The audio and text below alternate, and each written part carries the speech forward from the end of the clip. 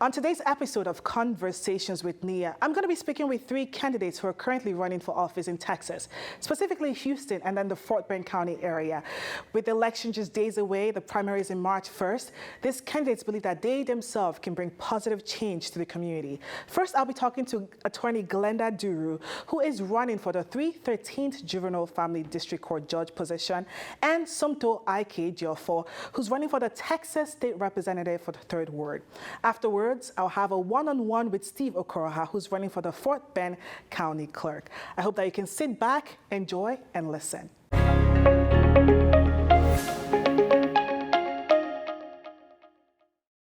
Joining me now is Steve Okoroha, who is the candidate for the Fort Bend County Clerk. Steve, it's so nice to have you on the show. How are you? I'm doing well. Thanks for having me. It's been a hot minute. It's been a while. It's been a hot minute. Yeah. You know, so you ran for office in 2019. I did. You ran for a council member position for Missouri City. And now you're running for Fort Bend County Clerk. Yes. Second time the charm? Yes, I want to say that it is, you know, because campaigns can be very exhausting, but I really think this one is a lot better of a chance of getting in. Last election, you know, it was my first one, so I was learning a lot about, you know, the ins and outs of running a campaign and politics and stuff. We really underestimated my opponent in that race. Okay. In terms of the support that he had, but I think this one we have a lot better, you know, prospect in terms of winning. Aside from understanding that the opponent can be very strong, right, Yes. and underestimating their presence and the hold they have, what else have you learned from the last campaign that transferred into this campaign? How, because you have a huge momentum. I see Yes, you going yeah. live on Facebook all the time. I'm like, okay, go ahead, Steve, go ahead. Yeah. So what else have you learned that has helped you in this new campaign? I think just having the right team around you. Okay. I have a lot better team in terms of, you know, people that are really knowledgeable about the game. Absolutely. and really are helping me connect with voters. And the biggest thing that I've learned is that you need a lot of money.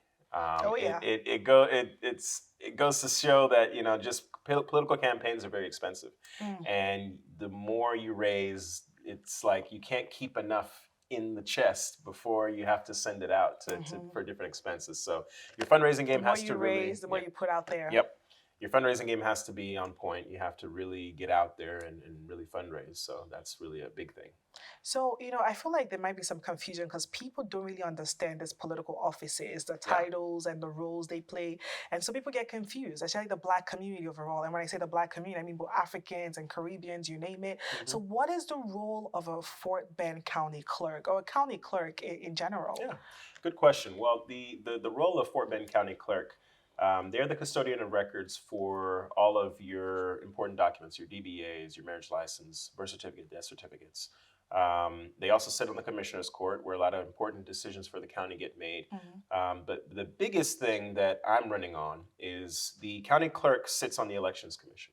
Oh. And what they do, if you know, you've heard a lot of things about what's going on with voter suppression and SB1, you know, that passed in Texas. They're trying to make it harder for people to vote.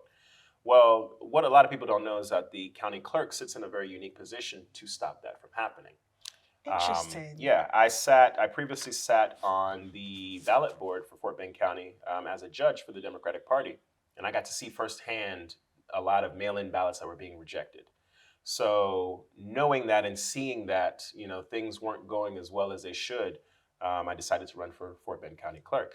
Fort Bend County actually has the highest amount of rejected ballots, absentee ballots in the state of Texas. Very interesting. Yeah.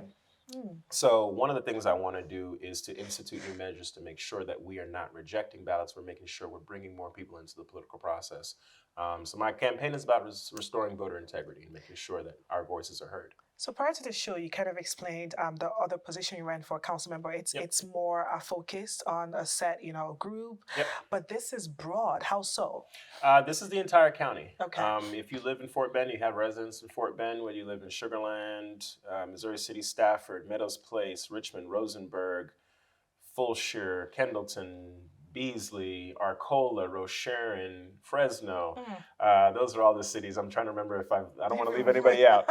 But if any of those cities you live in, you can, it has to do with you. Absolutely. And it has to do with, trying to make sure that your vote is being counted the proper way. And you can come vote for me as well. Of course. And I feel like you've said this already. I'm going to just ask as a refresher. Sure. Why are you running for this particular position? Good question. Why county clerk? Because to me, I have the experience to be able to make sure that votes are being counted more. I've done it before in the past, and I see a very unique way that I can come in and make sure that people's voices are being heard. I want to make sure that we're protecting voters' rights, we're protecting, voters' voices in order to be able to come out and say who they want to vote for. That's being denied right now, and I, with my experience that I have, I really feel like I'm in a good position to bring experience, to bring that credibility, to say, okay, well, hey, we need to do things better. We need to make some improvements, and that's why I chose to run. And a lot of people are behind me in that because they know that I have that experience in order to get that done. So any core strategies or tools you're going to implement to make this happen? Because you said you have a unique way. So what exactly those strategies, tools, methods? Yeah, absolutely. So we have a county clerk right now. Most county clerks in other counties, when they send out your documents, they'll send out a voter registration card. Okay. We're not doing that. So one of the things I want to do is to reinstitute that and make sure that in all communications that the county clerk issues out, we're sending voter registration cards so that people can register to vote. But also I think that the county clerk's office needs to be a lot more visible. I want to make sure that we have a lot more voter registration drives in the community because we're not getting out there, we're not making sure people are registered to vote. It's kind of a behind the scenes thing that people don't know. And I want to educate the community as much as possible because even with registering to vote, even with requesting your ballot, there's a lot of things that people don't know. And I think there's a level of ignorance, but it's not willing ignorance. It's just we're not informing the people as much as we should. Okay. So I think just that education, just making sure that we're getting out there more, I think is the biggest thing right now. And then, of course, with the mail-in ballot rejections, I think we need to just make sure that we're counting more. We're actually enforcing the rules that should be in place in order to reject them if absolutely necessary, and not just for frivolous reasons. So I think that's what we need to do. Makes total sense. So aside from voting, what other areas do you intend to change, for lack of a better word? Sure. The website, for one, is very old. And it's outdated. It's time to give it some facelift. Yes, so we need some innovation with the website, definitely. And in terms of your marriage licenses, a lot of the designs are very old. I'm trying to institute some new designs because it's a special day. It is a special. It's more modern. Exactly. Yeah, we want to make sure that we're commemorating the special day with a lot of new, innovative designs that people can select from, pick from. Things like that. And of course, reducing the amount of time it takes you to get these documents. Because some of these documents, you have to request it from the Bureau of Vital Statistics in Austin. So reducing that time, and having a better relationship with the Bureau of Vital Statistics is another thing that I want to do. On the ground, you're known as a people person. You're a man of the people. You're also known as having a strong integrity. People really, really love Steve. So how do you intend to reach more people? Because what you're saying makes sense, and it's very important in the terms of the voting process for the county, but for the state overall. So how do you intend to reach more people? Because I know you're doing that. You're utilizing social media. What other ways are you trying to reach them? I'm doing, specifically for the campaign, I'm doing a lot of phone banking, having volunteers call people and let them know about my platform, let them know that I'm running. Text messages as well. Absolutely. Social media, making sure that I'm getting a lot of content out.